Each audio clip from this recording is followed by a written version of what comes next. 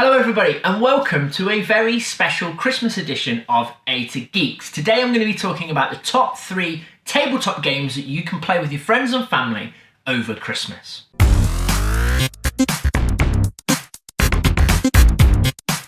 This list should be something that even the stupidest person could play over Christmas without getting too confused, especially if you've had a few sherries and, remembering all the rules of, say, Magic the Gathering might be a little bit too much for your gran.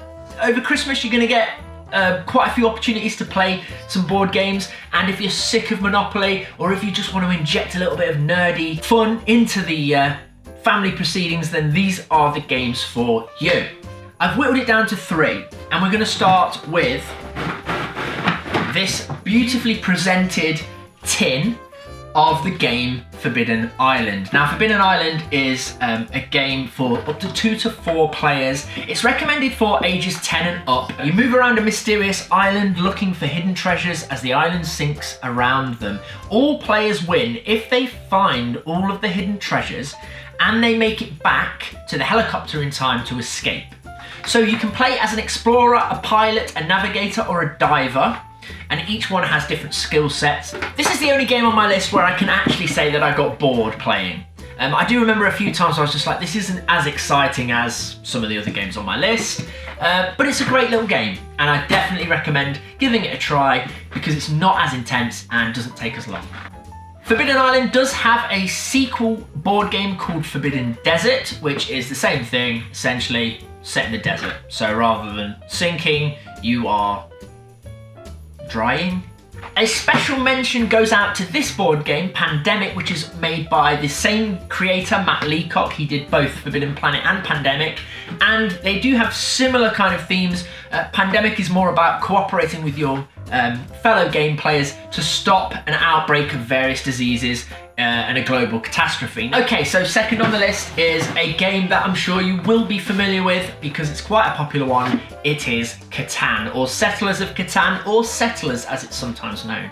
Catan is a German board game. It's sold millions of copies around the world. There are several versions of this now and expansion packs, and it's a great game for Christmas to play around the table. It's not too difficult, but it is tactical. So although it doesn't take a lot of explanation to tell everyone how to play, it still requires a level of strategic, tactical maneuvers, etc., which is good because that's what differs this from Snakes and Ladders. So the Settlers of Catan is a multiplayer board game where players assume the roles of settlers, each attempting to build and develop holdings whilst trading and acquiring resources.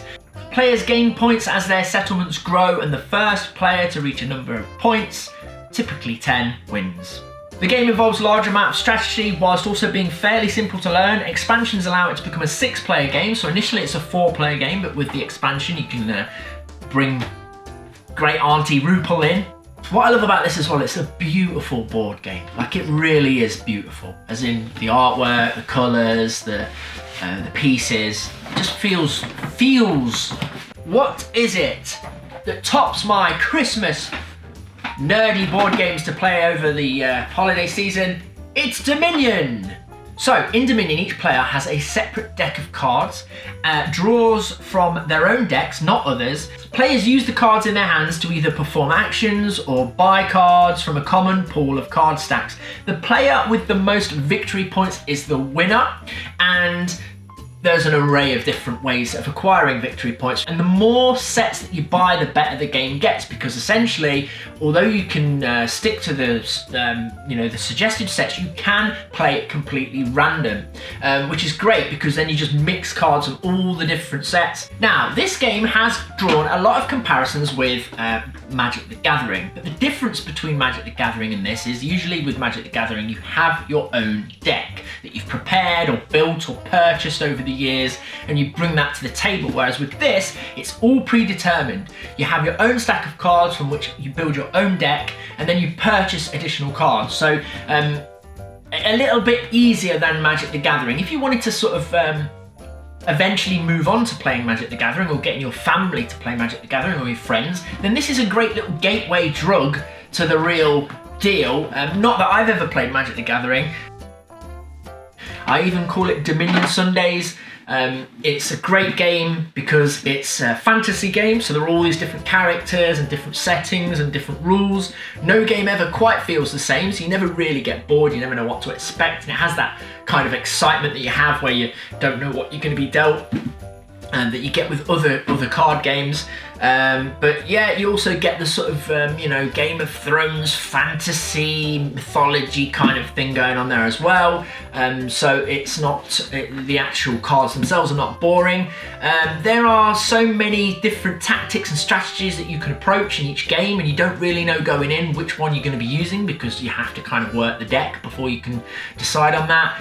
It's definitely my favourite tabletop game, and I'll definitely be playing it over Christmas, and I advise you guys to as well. So if you're looking for a Christmas present to get your nerdy boyfriend, girlfriend, uncle. So whilst Dominion may be the winner, I do have another suggestion of a deck building game if you like Rick and Morty. So this is Close Encounters of the Rick kind deck building game. I bought this for my housemate for his birthday. It's a lot of fun, similar in ways to Dominion where you build a deck, but I love Rick and Morty, so I thought it would get a mention. It doesn't quite make the list because it's well, it's not a classic. It's, you know, it's New Kid on the Block tied into TV series cash-in. So yes, here are my 3 suggestions for great Christmas games that you can play with the family that aren't too confusing for people who don't play deck building games, who don't play tabletop games very often. So either you can stick with Monopoly and Scrabble, or you can get them to become the true nerds that we know they are. Don't forget to subscribe, click the bell so that every time we hit a new video, myself and Eddie and everyone else involved in the channel have got some great plans for 2020 where we're really going to be taking off, and I would love you to be part of it. So we'll see you soon. Merry Christmas and a Happy New Year. And remember, Dominion, Catan, Forbidden Island, they're all awesome. Get all 3.